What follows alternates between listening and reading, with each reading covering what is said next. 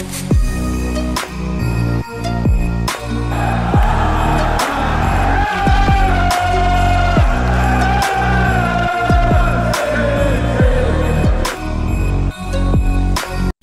ladies and gentlemen, welcome to this match preview of Manchester City versus Everton on Sunday, 2 o'clock kickoff, right? Yep. What a day. We are joined this evening by Cal Blundell, who is a Everton fan, but don't hold it against him. How are you feeling, Martin, about this game? I'm really excited by it. International break's over. We're back to the Premier League. And yeah, unfortunately, there are a few little injuries, a few little niggles that we might be coming into the presence of. But I'm looking forward to it. Dead excited. I think it'll be an easy 3 points. Ryan, why don't you talk us through those injuries, Paul? Well, I think the only real injury of note, other than the Cole Palmer injury risk, is probably Jack Grealish from a City perspective, and that's probably an advantage to us, really, when you think about it. So I don't think the injuries should play a part from our perspective, whereas Everton have quite a few players out. Yeah, Cal, who's out for Everton this weekend, Paul? And how's that going to affect you? Dominic Calvert-Lewin's out, which is probably the biggest miss I think a team in the Premier League could probably have. He's our only threat up front, really. Tom Davies is out as well, who, in my opinion, is a very good midfielder. No. I like him when he plays. I think he calms the game down, which is mad. I rate Tom Davies very highly. Mason Holgate's out as well, which probably is good for this game because he loses his head, he's suspended, and I think Josh Townsend is in contention to not play, and Decore's out as well. Decore will probably be out for the game as well. Can I ask you, Cal, on the news that Jack Grealish is out, is that a little bit upsetting for you because you're not going to be able to see one of your future players? I'm very happy that he's out because he's very dangerous. I think he's going to come into... I think he'll be like Son. I think he's going to have a tough first season. I think second that's season the thing as well, that everyone always goes back to the Sane debate, but Sane didn't have a poor first season. For those of us who actually watched the game, I knew that was going to happen. He was a 1-in-2 player. I just think he needs time. I think he proved for England and for Villa what kind of player he is. It's a big step up because he's no longer done nothing for England, but sit on the bench. He's no longer the main man, is he, at City? Like at Villa, he was the main man, and if he had a bad game, no one cared because it's Jack Grealish where... We've got a long history of selling you our knockoffs, so I expect to see Jack Grealish in an Everton shirt in the next 2 or 3 seasons. He's not playing because we're the team to... we also give players who haven't scored loads of goals because it's Everton, and we love to do that because we're a charity case. Martin and Ryan, where are our threats coming from on Sunday? Gundogan, I think, is in a rich vein of form. Scored 3 goals for Germany during this international period. So he's coming in. Sterling, I'm hoping, plays, because if you watch him for England, he looked really confident, really up for it. So I'm hoping Sterling gets some form of game time. KDB scored a great goal for Belgium against Wales midweek, even though it was, in a 1-1 draw. But KDB looks like he's getting back to his form, which we all know he can do. The only slight issue is obviously Bernardo, because he's got this muscle tiredness coming out of the Portugal camp. And I think that's just down to the amazing season he's had so far, that he's just slightly tired and probably needs a break. Are we expecting to see our first choice back four again? Are we expecting Walker, Stones, Diaz and Cancelo? Yeah. Is the Laporte dream over again now, thankfully? Well, he started off the season well for me and then went a little bit downhill. I know Ryan doesn't rate Laporte very much since he's come back from his injury against Brighton, but he did start off well, was even contributing with goals, but then sort of had a bit of an heads gone moment, but that's what happened. Well, let's ask Ryan. Ryan, what's our first choice for, and why don't you rate Laporte? It's exactly what we said before. Walker, Cancelo, full-backs, Stones, Diaz, centre-backs. Laporte's just never hit the same levels he did before his injury, and I don't think it's at this point that he hasn't recovered. I think he just isn't going to reach the levels that he did at the time. He just seems to make silly mistakes game after game. He might have popped up with a goal or two, as Martin said earlier in the season, but I don't think he was necessarily playing great. he'd still have his usual heads gone moment. And I think there was a point, I can't remember if it was last season or the season before, but he played against Chelsea. That was probably the worst game I've ever seen him play. It was one of the worst performances I've seen it from a centre-back since Martin Demichelis was at the club. But, I mean, overall, from a City perspective, I don't think it really matters what backline we play, because at the moment, with this game coming up, because it's Everton and we're going to beat Everton. Well, I mean, all right, we'll get into that a little bit later, Ryan. I will let it be said, though, however, about 3 seasons ago, Emerick Laporte had an incredible game at Goodison Park. I know we're not playing at Goodison, but it was against Everton.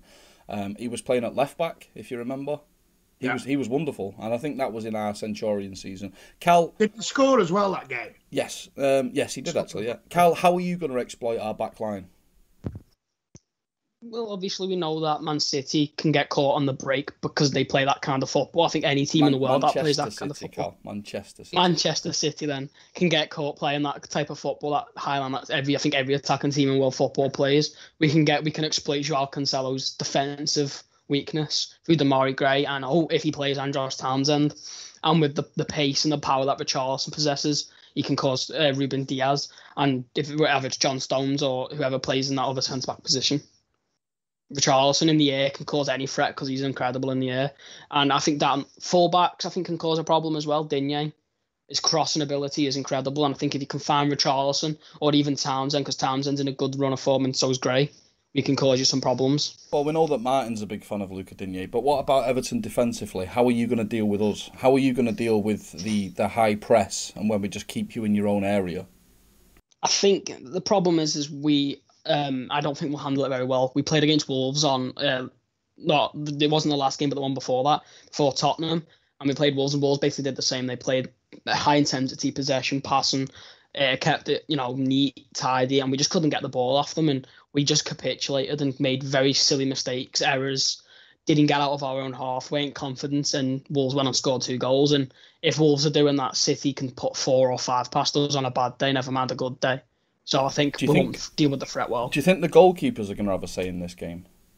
Like, when I look at Ederson and Pickford, I think that Ederson's a better all-round goalkeeper, and I'm not knocking Jordan Pickford. Yeah. But both of them can have a little bit of a loose cannon moment. I can envisage it in my head on Sunday that one of them or both of them are going to come rushing out their area at some point. What do you think? I think Pickford 2 seasons ago, yeah, but I think he's kind of matured, and I think that was down to Ancelotti, a manager of that style coming in, and he's matured Pickford, and I think we've seen it for England in the Euros. Pickford's he's matured a lot, and he's got his head on. Obviously, you never know because he's always capable, but I think him and Ederson are 2 very good keepers. Obviously, I think Ederson's the best keeper in the league, so I don't really see the keepers making any mistakes. To be honest, I think it'll be on both back lines. Who's the Everton player that we should watch out for the most? Who's the one that's gonna steer the ship, or who's the one who's gonna pull the strings? Damari Gray, for me. I think this season, we went away to Germany, struggled in Germany, come back, and he's just a different player. His pace, his power seems to be more clinical, and I think, you see it with players. He's grown up with his age, and I think you're seeing that now. He's playing like a 25-year-old. He's confident on the ball. His dribbling's incredible, and I think he can exploit, because Wilfried Zaha was a big problem for Man City, and I think Damari Gray could do the same. He can cause a lot of problems with his ability to move the ball. You've got a very, very valid point there. I do rate Damari Gray quite highly. I don't think he's as good a player as Zaha, but that can be said. Whatever. No, but I'm just saying, like, that style is quite similar of the dribbling and the pace, and it did cause I don't know if Laporte is playing. I don't think he is, but he could cause Laporte or Stones certainly problems with the maybe lack of pace in his so much high pace that he has. Okay, Martin and Ryan, how are City going to deal with Damari Gray and the rest of the Everton team? I'm gonna sound so confident and cocky here, and I don't mean to. I genuinely believe Manchester City are going to come out and they're going to be flying at all cylinders. And I don't think Everton. I think we'll just do what we normally do. Like you said, high press, keep the ball. If it is true Decore's out, who's going to get the ball off us from an Everton point of view? Who's going to be the guy that's going to break up the play to get the ball off us? Everton. If it's true what Cal's saying, they've got that many of their players out, they could end up chasing shadows for 60, 70, 80 minutes in this game, which is what we do. We wear teams down. You've got players like Gundogan, Rodri, KDB, all coming into form. It's, I'm praying Bernardo plays, but if he's not, let him have his rest. I just think Everton are in a poor vein of form at the moment. They haven't won since September. We're at home. We've got to take advantage of it. Otherwise, what was the point of the 3 points at United? Okay. Ryan, come on. You're usually Mr. Confident. Now, I'll point out, as Martin said before we started recording, it's been about 10 years since Everton's got anything off us. Now, as a long-standing Manchester City fan, I usually look at that and go, yeah, well, this is the time they're going to do us. But Ryan, go on, tell me why I'm totally wrong. On this game, I think Everton are in a crap run of form. They've won one game in the last 2 months, and that was against Norwich, so it doesn't really count. Got knocked out the cup to QPR, and I don't see what Everton can throw at us that's really going to trouble us, especially if we do have that back line of Cancelo and Walker as fullbacks, Diaz and Stones as the centre-backs. I think we'll just have too much for them on the day, and pretty routine 3-4-0 victory. Can I ask, does anyone think, because obviously Laporte is suspended, so he's out, is Nathan Ake getting a shout in this game? Because he's not played a lot of football recently. I don't see why you would, Martin. I don't see why you would. Listen, there are certain roles at the club that are up for debate. The Gundogan and De Bruyne in midfield's one of them. Who plays on the left up front is one of them. Who plays on the right is one of them. Who plays through the middle is one of them. But not the back four. Like, it's the best back four in world football by a distance when you've got Cancelo at left, Walker at right, Stones and Diaz. Statistically, Stones and Diaz are the best centre-half partnership. Kyle Walker is the best right-back by a country mile. And João Cancelo, for his attacking attributes, is invaluable. You can't drop him. So, yeah. Nathan Ake only gets back into this team through injury. I'm just thinking from a Pep. You look every time international break and thank everyone that this is the last one now till March. Thank you so much. We can now get on and get down to the nitty-gritty of football. But it's after an international break. You've got Edison, you've got Zach Steffen, you've got Jesus, all coming back from the other side of the world. I think they're due back to late today or tomorrow. This is just the type of game where Pep rotates. Yeah, but Martin, you're asking questions about Nathan Ake, which I think you've got the right idea, but you're on the wrong player there. Zinchenko. He was undroppable last season, but hasn't featured this season. So you're asking questions about does Nathan Ake get into this totally and you're forgetting about Zinchenko. Totally forgot about and the other one as well is Fernandinho. Now I'm not saying Rodri shouldn't play. I'm not the biggest fan of Rodri in the world, but I also acknowledge that Fernandinho is over the hill and far away. But you went straight to Nathan Ake, who is Nathan Ake's fourth choice centre half and third choice left back. So yeah, Cal, I need to ask you a question, buddy boy. Now you're an Everton fan, we know that, and on a normal week you want Everton to win, I think. Yeah. But you're all closet City fans, really, aren't you? Because you don't want Liverpool to win another title. So, do you want Everton to win this weekend? For me, I think Chelsea are going to win the league, to be honest. So, yeah, I think Chelsea are going to walk away with it, to be honest. I just think they've got that mentality. And I think City not having a striker is going to be a big problem for them. So, yeah, obviously, I go into every game wanting to win, to be honest, because we need it right now, because we're in a big problem that if we lose to Man City, with the fixtures we've got coming up, we can't afford to be dropping points now. We really can't.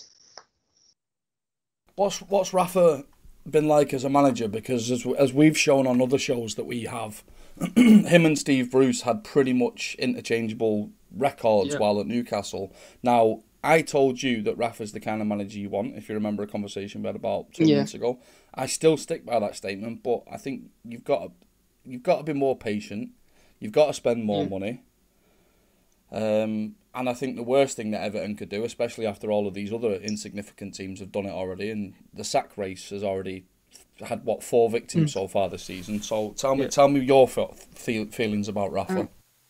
It's a weird one because I don't think I'll ever 100% back him, because he managed Liverpool, and I think you just don't do that, and you shouldn't manage both teams, in my opinion. But he is a good manager. There's no doubt about that with what he's won and his resume. But the problem I have is tactically, he was supposed to be, just as good as Carlo, and that's why we brought him in, due to his tactical experience. But there's games where he's been even though we beat Norwich, we were tactically outdone by Daniel Farke, and that's not good. And we've gone into games where we've needed a goal and he brings on a centre-back or a right-back, and it's like, come on, that's just... Cal, you have to acknowledge that Daniel Farke's not actually a bad manager. Yeah, I know, but I think it's just a very limited budget manager. Yeah. Daniel Farke brought Norwich into the league playing attacking football. True. And that's why he's got... And ultimately, that's why he's got the sack. If Daniel Farke was playing attacking football with, say, the United squad, he wouldn't get the sack. Yeah. Because he's got the assets to do it. Now, maybe that's a little bit of negligence, maybe that's a little bit of naivety, but Daniel Farke's not a bad manager, Ryan. Cal. I think the problem for Rafa as well is he's never going to have time by the fan base, and it doesn't matter I just think it's different for Rafa because of who he is. I think he's never going to get the time that he probably should get. And yet, let's be real, he's got a lot of injuries. And I think if you take Kevin De Bruyne, maybe not Kevin De Bruyne because you do well without him, but I think if you took out Bernardo Silva out that team, you struggle. I think, we've lost our best player in Dominic Calvert-Lewin. We've lost our 3 best players, this season as well. And we lost Digne at the time, so it's not been easy for him, but he has to adapt, and we're not adapting. And as it comes to Rafa, though, is this a game that he's already written off as a loss, or is he actually going to try? The problem is I think he wants to go into every game to win. I think he's got that old school, because he came from Madrid, I think he's got that mentality of win, win, win, no matter what, win. But I think the problem is, I think Everton was the wrong move for him. I think he probably should have waited on the sidelines for a little bit. I think coming back to the Prem to join Everton wasn't very smart for him as a Liverpool manager. And I think it's destined to fail, to be honest. Okay, Ryan, sum it up, buddy boy.